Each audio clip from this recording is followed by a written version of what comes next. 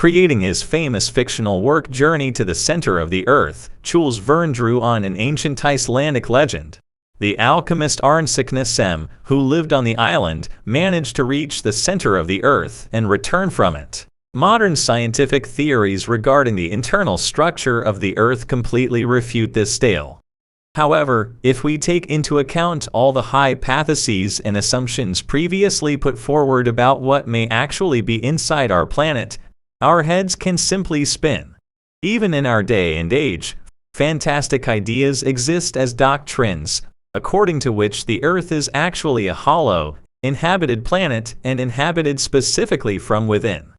The famous English astronomer Edmund Halley, the one who discovered the comet bearing his name, developed the idea in the late 17th century that our planet consists of concentric layers, like Russian matryoshka dolls, tucked inside each other. These concentric zones are inhabited on both sides. In 1716, a rather remarkable explanation was even given for the northern and southern lights. As a result of the flattening of the Earth at the poles, the Earth's crust in these places became much thinner, so it allows rays of light to pass through to illuminate the inner regions located beneath this Earth's crust. In other theories, as described in modern science fiction stories and novels such as Edgar Rice Burroughs' Pellucidar, our planet is considered as a thick upper layer surrounding a huge spherical cavity, with inner sun and moon that illuminate the inner surface of this inhabitable chamber. According to Maya legend, there is a very deep well in Yucatan that vertically descends, leading to another opening that exists exactly in the mysterious inner part of the Earth's crust. In the early 19th century, scientists and members of the American Congress worldwide received a strange statement from a retired captain. St. Louis, Missouri Territory, North America, April 10, 1818. I declare before the world that the Earth is hollow and inhabited within. That it consists of several solid concentric spheres, placed one inside the other, and that at the poles there are openings measuring from 12 to 16 degrees. I am ready to prove my assertions and willing to explore the interior of the Earth if the world agrees to help me in my undertaking. Signature: Jonathan Cleves Simmons from Ohio, a former infantry captain. While scientists did not see the need to respond, many parliamentarians in the United States took the initiative to find funds for such an expedition, which was naturally rejected. To tell the truth, this idea of two polar openings has been circulating since the 16th century.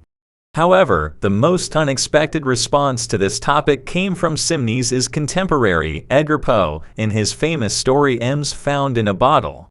His finale, The Manuscript Found in a Bottle, was first published in 1831, and only many years later did I become acquainted with Mercator's maps, on which the ocean is depicted as four streams rushing into the North Polar Gulf, where it is supposed to be swallowed up by the bowels of the Earth, while the pole itself is represented as a black rock rising to an enormous height. Captain Sims claimed the existence of 5 concentric spheres within the Earth, each side of which could sustain life. And in the midst of the 20th century, another American, Marshall B. Gardner, supported the idea that there is a void inside the Earth and that this huge cavity inside is illuminated by a sun with a diameter of 900 kilometers. According to his opinion, the northern and southern lights are nothing else but the light of this sun, penetrating through the polar openings. Gardner also claimed that Eskimos had once come from within our Earth. Researchers continued to search for the two notorious polar openings, but perhaps the question arises: are we talking about access points to a parallel universe in this case? In 1869, healer Cyrus Reed Teed, who lived in Utica, New York, published a book called The Illumination of Koresh, in which he told of an extraordinary revelation that appeared to him one night in the form of a beautiful young woman at the head of his bed. In reality, as Teed claimed, despite appearances, we do not actually live on the outer surface of the Earth. In fact, we live on the concave inner surface of a sphere, outside of which is absolute nothingness.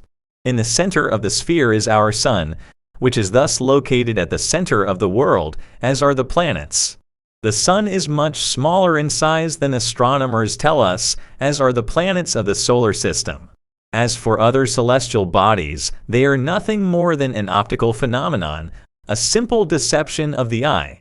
During World War I, German aviator Peter Bender, while in captivity in France, discovered copies of the Flaming Sword magazine, which was the organ of the new church founded by Swedenborg. It still exists in the United States. Inspired by the revelations he read in the magazine, Bender became a proponent of the hollow earth theory upon returning to Germany and developed his own intuitive base views. Beneath the concave Earth's crust lies infinite layers of solid rock. Stars are simply grains of light. Light rays in our enclosed universe travel in arcs. He founded the whole Weltleer Hollow World Doctrine movement, which found adherents in 1930s Germany, even among some Nazi leaders. However, he fell out of favor during World War II and perished in a Nazi concentration camp. In the third part of the book Morning of the Magicians by Louis Pauwels and Jacques Bergier, one can find further explanations regarding this peculiar hollow earth doctrine. These are excerpts from the book People and Fantastic Civilizations by French writer and doctor of philological sciences and scientific researcher of CNRS National Center for Scientific Research, Serge Houtin. Thank you for watching till the end. Subscribe to the channel, leave your comments, and share this video on social media. Have a great mood, and the power is in the truth.